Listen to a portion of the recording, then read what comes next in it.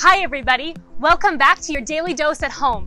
My name is Lauren and I'm part of the visitor engagement team here at the Calgary Zoo. Today I am down with one of our most colorful residents, one of our peacocks. We're going to talk a little bit more about these amazing feathered friends and their vibrant colors and where those colors come from. Now, a lot of visitors to the Calgary Zoo come up to our team and they say, how do I tell if a peacock is a male or a female? And it's really easy. All of the Calgary Zoo peacocks are male. We actually don't have any peahens here with us right now. Together, they're actually referred to as peafowl. And it's only the males that are this really bright and vibrant color with these long teal, blue, and green tail feathers. But why does a peacock have such colorful display? Where does that come from? How does that evolve? Today, we're going to learn a little bit more about something called sexual dimorphism. That is a term that simply means male and female animals that look very different. If you think about moose, or we think about silverback gorillas and female gorillas, we know that those mammals have very drastic differences.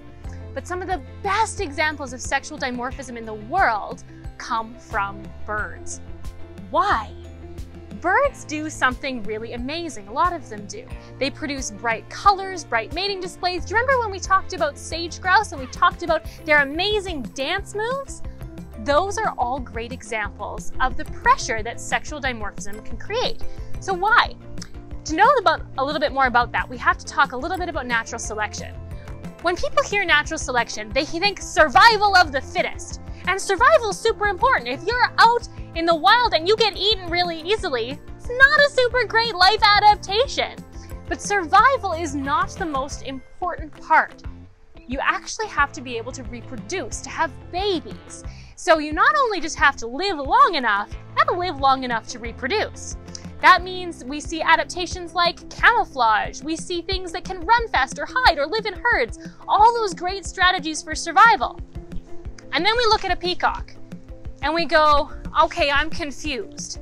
Why would this animal choose to have such an elaborate display? Where would that adaptation come from? And it comes from mating.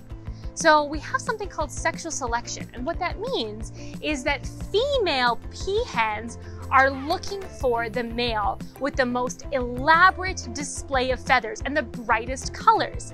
That tells a female that that male has a lot of health, is super energetic, and is able to direct his excess energy into producing a huge tail display full of colors. A male that's not as healthy, maybe he's not having as great of a diet, won't be able to direct that energy into producing as big of a tail. So what happens is the males over time with the most elaborate tail feathers, the fanciest displays, they get the girlfriends. They are able to mate with a lot of different females and have more and more offspring that carry on those same genes. So over time, the trait of that big colorful tail starts to persist in a population of animals. And so that's where this evolution of the amazing crest feathers on top of their heads, their huge feathered display, comes from that sexual selection. Now, that we see this mostly in birds where the females do most of the chick rearing. So the females are usually camouflaged, they're very hidden, they stay with their eggs, and the males don't play as much of a role.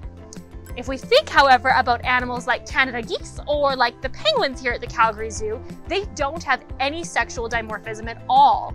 That is because the males and females play an equal role in rearing chicks. And so there's no advantage for the male to be flashy and showy because he's going to stick around and actually raise all of those offspring, versus a peacock is going to find one mate, hopefully have chicks with her, but then he's actually going to go try to find another one. And that's a strategy for a peacock. So over time, we see these sorts of differences happen in different species. Isn't that cool?